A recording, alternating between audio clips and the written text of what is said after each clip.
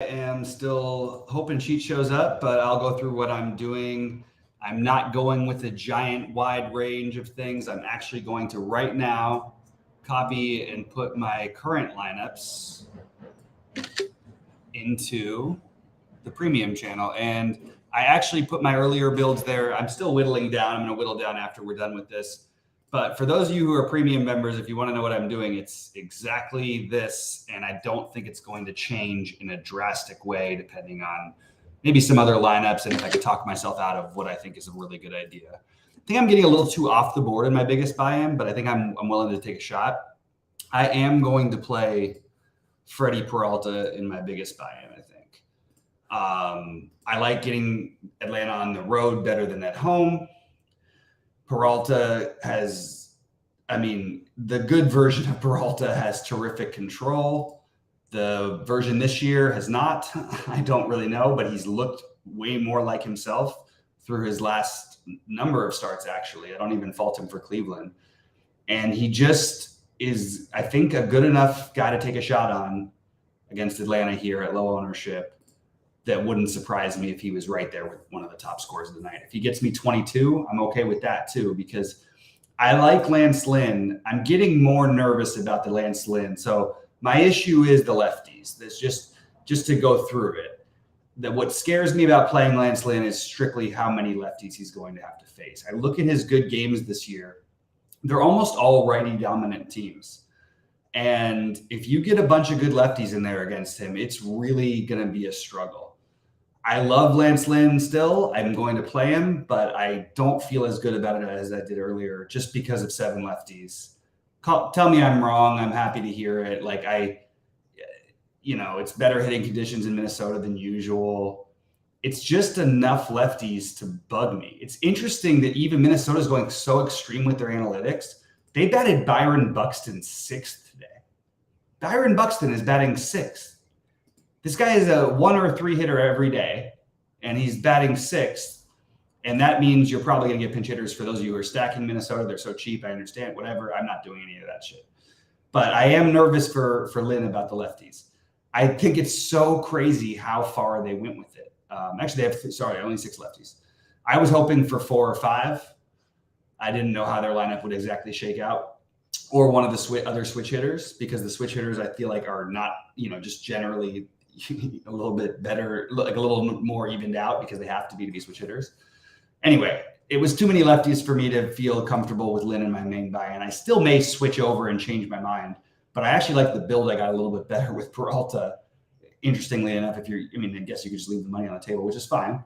But Peralta, while Lynn may have more often score more fantasy points tonight, because of the lineup, I'm actually going to take a shot in the ownership. I'll take a shot on Peralta at 1/3 the ownership. So that's what I'm doing. Guys, please hit the like button and subscribe if you haven't already. I am playing Schmidt, Peralta, Lynn, Valdez, Ohtani, and then a tiny bit of Ryan. Pretty much in that order. Schmidt is my highest owned pitcher on DraftKings. I don't like that. I'm not crazy about it. But 6,200 is 6,200 against KC. I just can't deny that. I'm not gonna overthink myself here and just play him at 6,200. I'll just do it. I'll live with the consequences. Cutter Crawford would be the other pivot play. I was listening on the RG show earlier and talking with some of the guys in chat, and I do think that it's pretty interesting, to take a shot on Cutter Crawford at 0% ownership against a Mets team that's really struggled. While they don't strike out a ton, they've really struggled. It's kind of interesting to play him, and I considered hey, let's just go for it and play Schmidt and Crawford together.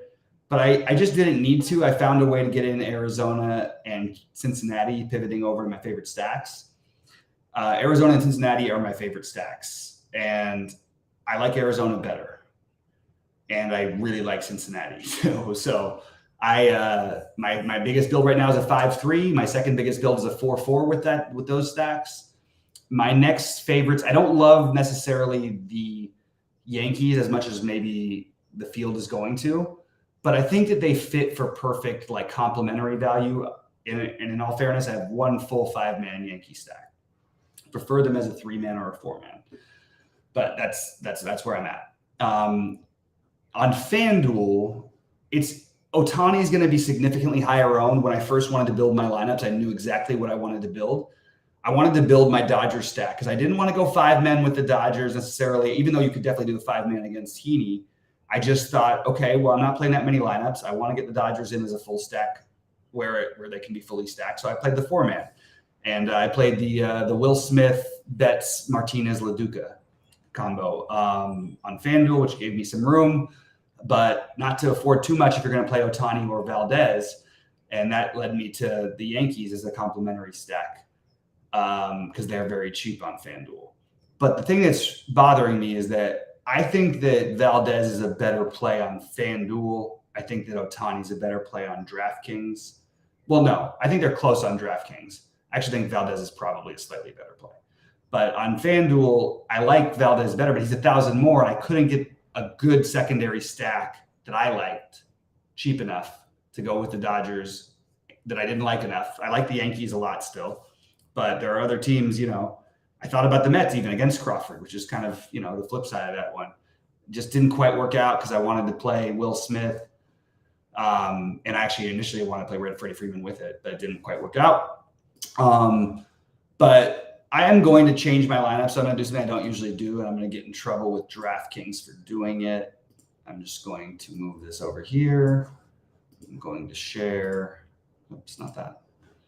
All right. I'm going to share a very quick version of my lineup builds on DraftKings so you can see what I'm talking about. I'm going to leave it for 5 seconds, and then I'm going to take it down, and then we'll talk about position by position, what I'm going to do. Okay. So what I have right now is not necessarily exactly what I'm going to end up with, partly because I'm playing the Seattle mini stack on DraftKings. I forgot to mention that, but I am playing the Seattle mini stack on DraftKings. I think that they're just so cheap. I think it's worth taking a stab at against Kikuchi, who historically has been more home run prone. Has had some better looks this year, but he's still starting to give up a few more bombs. I think it's interesting to take a little bit of a shot here and hope you get a bomb or two and hope maybe they can chase him, but don't fully stack. So I just think he's a good enough pitcher where I don't quite want to do that. So I like the Teoscar, Suarez, Murphy combo, assuming that's how the lineup shakes out. We don't have a lineup for them as of when the show started, and we do have a lineup now. Tom Murphy batting 5th. I'd like it even better. Actually, that might make them a little bit more owned. Suarez, Hernandez, Murphy, 3, 4, 5. There you go. That's what I'm doing. That's the guys I'm most interested in. If you can get in Julio Rodriguez for a 4-man, I just don't want to make a 5-man stack at Pollock 2.1, but they're so cheap. Like if I was deciding between Seattle and Minnesota, I think I would decide on Seattle for what it's worth. Position wise, catcher. I love both the Stevenson and Moreno batting 8th. I just love the game. I want to be a part of it. I want that one. I love Will Smith. He's my favorite one-off, and he is followed by who's the chalky one that I did like. There's a few guys who I'm missing here. Let me just double check my notes. Give me 1 second here. Francisco Alvarez and Salvador Perez. First base, I'm playing Encarnacion Strand a lot. I think Spencer Steer also, and Christian Walker. Those are the main guys I'm playing.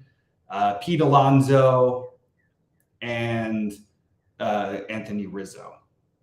Hey, Brandon, good to see you, buddy. Things are going pretty well. Just getting the second half of the season going, and I thought Cheats was going to be here, and he didn't even text. Oh, there he is. Can't make it live, no problem. So that's what I'm writing. Good timing there, right as we're doing it. Anyway, so as you guys, I've made it pretty clear what I'm doing. I am playing. Yeah, I did talk about it big ticket, but I'll talk about it again. I am playing Cincinnati, Arizona, some Yankees, some Seattles, and then I'm stacking the Dodgers a little bit, and I'm stacking the Mets a tiny bit. On FanDuel, it's the Dodgers and Yankees are my favorite. I also think there's a flip side where you could play Heaney. I mean, I really think this game could totally be one of those goes either way. Heaney is a wizard, but this team knows him. I'll take the Dodgers when they know a pitcher. Come on. It's worth a shot.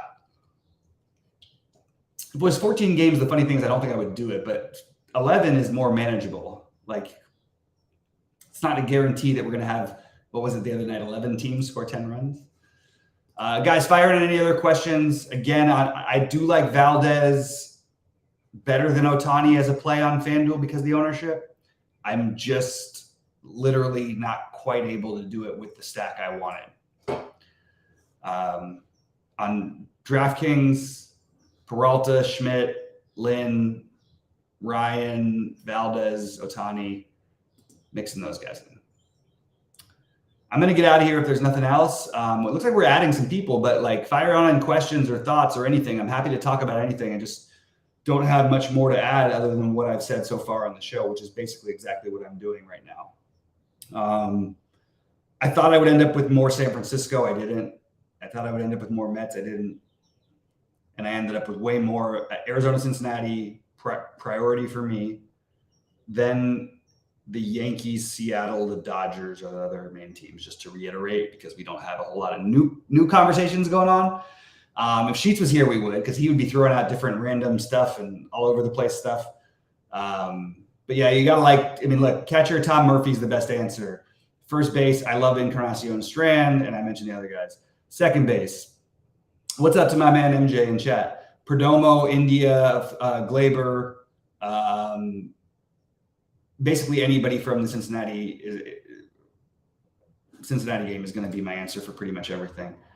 And you know what? It's kind of nice just to live with it. That's what I'm decided. That's going to be my main thing. I'll have some non-Cincinnati Arizona lineups.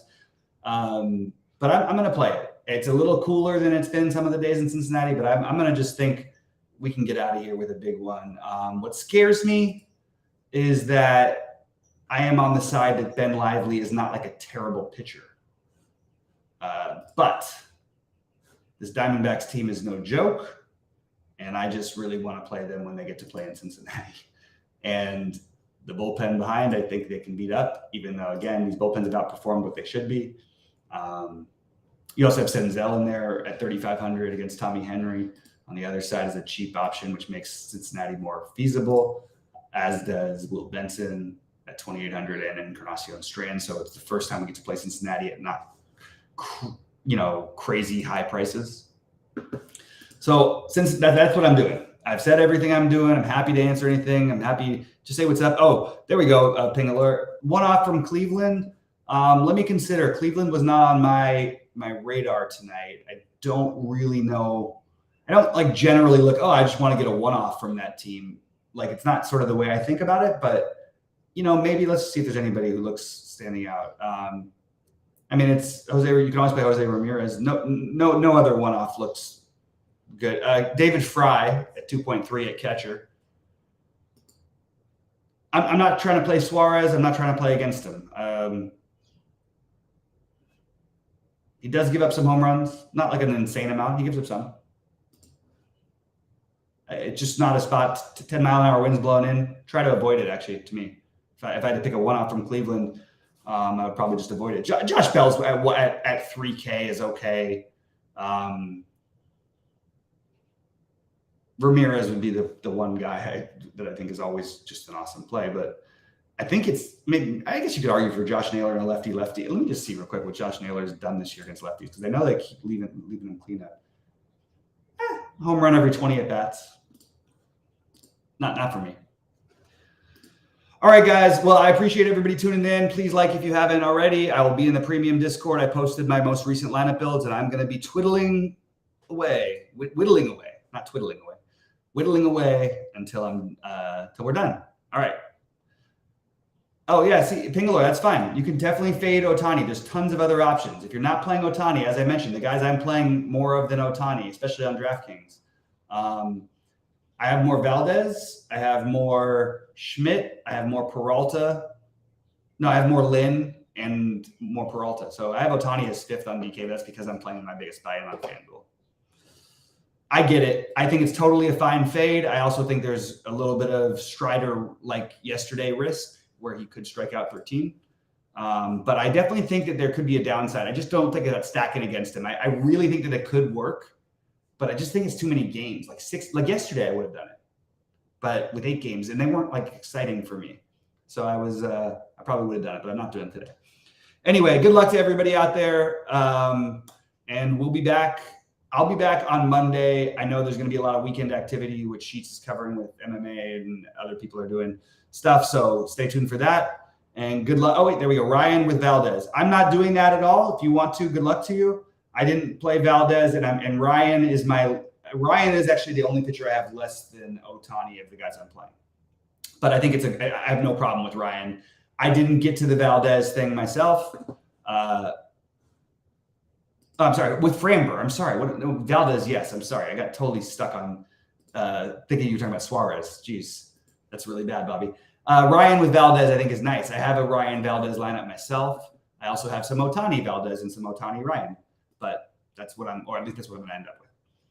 But yeah, I think that's totally cool, Pingler.